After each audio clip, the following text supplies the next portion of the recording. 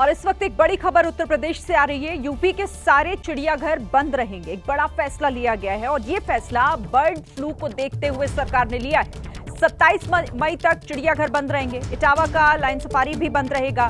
तो bird flu के बढ़ते हुए मामलों को देखते हुए ये बड़ा फैसला उत्तर प्रदेश में सरकार की तरफ से लिया गया है। यूपी के सारे चिड़ियाघर बंद रहेंगे। 27 मई तक चिड़ियाघर बंद रखने का ये फैसला लिया गया सरकार की तरफ से। जो इटावा में लाइन सफारी है वो भी बंद रहेगा।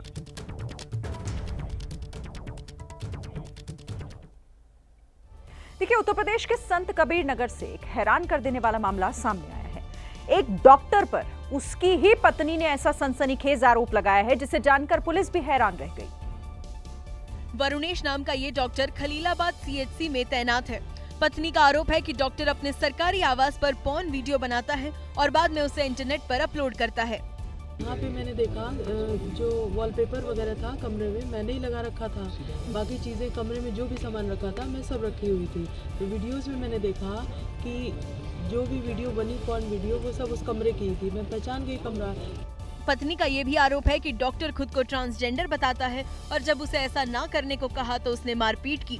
इधर पुलिस ने मुकदमा दर्ज कर मामले की जांच शुरू कर दी है। सूचना के आधार पर थाना कोतवाली खलीलाबाद में सुसंगत धारा में अभियोग पंजीकृत कर लिया गया है तथा विवेचना की जा रही है। फिलहाल पुलिस ने सरकारी आवास भी सील कर दिया है। आवास की वीडियोग्राफी कार्रवाई की गई और आरोपी डॉक्टर हिरासत में है। बेंगलुरु में भारी बारिश के बाद कई इलाकों में जल भराव से हाहाकार मचा हुआ है। सड़कों पर तो पानी भरा ही है, लोगों के घरों में भी अब पानी घुसा हुआ है। बेंगलुरु में बारिश की वजह से कई घटनाएं हुई हैं जिसमें मरने वालों की संख्या 3 हो गई है।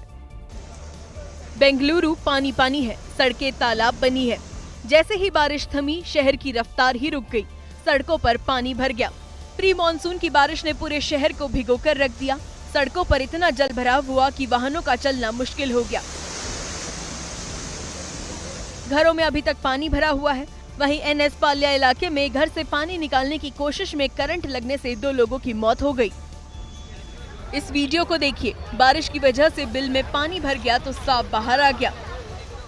बारिश का कहर अभी जारी रहेगा। मौसम विभाग ने बेंगलुरु के लिए ऑरेंज अलर्ट और राज्य के अलग अलग जिलों के लिए येलो अलर्ट जारी किया है।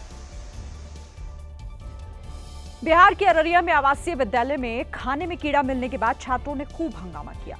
हंगामे के बाद कई छात्रों को स्कूल से बाहर निकाल दिया गया। छात्रों ने स्कूल की बेंच और कुर्सियां तोड़ दी। पूरे कैंपस में जमकर तोड़फोड़ मचाई। क्लासरूम में घुसकर बेंच पर लगी लकड़ियों को तोड़ डाला। कैंटीन और गैलरी में रखा सारा सामान उठाकर फेंक दिया।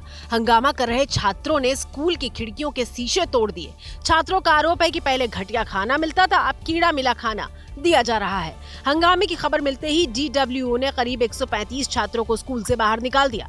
इनमें 9वीं, 10वीं, 11वीं और 12वीं के छात्र शामिल हैं। प्रशासन ने आरोपी छात्रों की पहचान करके उनके खिलाफ कड़ी कार्रवाई की बात कही है। वक्फ संशोधन कानून पर आज सुप्रीम कोर्ट में सुनवाई हुई। आज की सुनवाई में कानून का विरोध करने वाले याचिकाकर्ताओं की तरफ से दलीलें रखी गई। अब कल सरकार अपना जवाब देगी।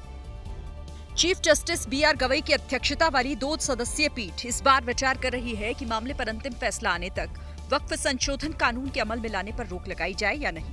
आज जब सुनवाई शुरू हुई तो केंद्र सरकार की तरफ से सॉलिसिटर जनरल तुषार मेहता ने अपील की कि अगर सुप्रीम कोर्ट कोई अंतरिम आदेश पारित करता है तो उसे 3 मुद्दों तक ही सीमित रखें।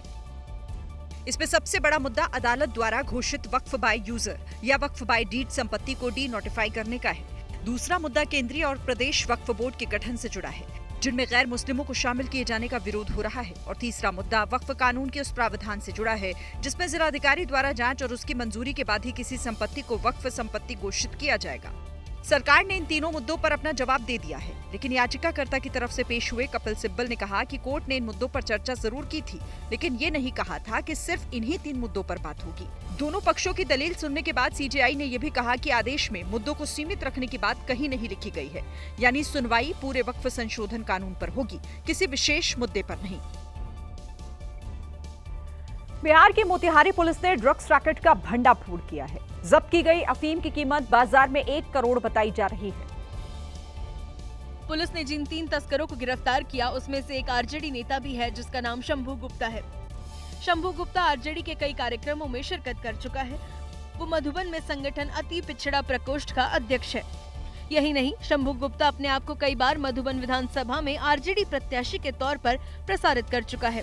पुलिस का कहना है कि ये लोग नेपाल से अफीम की तस्करी करते थे और पंजाब में बेचते थे। पुलिस के मुताबिक तस्करों के पास से 55,000 नगद और 4 मोबाइल फोन भी मिले हैं, जिन्हें जब्त कर लिया गया। ऑपरेशन सिंदूर के बाद भारतीय वायुसेना ने एक्स पर एक वीडियो पोस्ट कर अपनी ताकत दिखाई है, जो 140 करोड़ भारतवासियों को गर्व से भर देने वाला वीडियो है।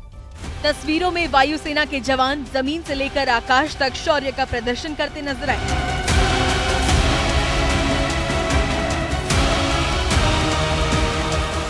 वीडियो में आरंभ है प्रचंड गीत का इस्तेमाल किया गया।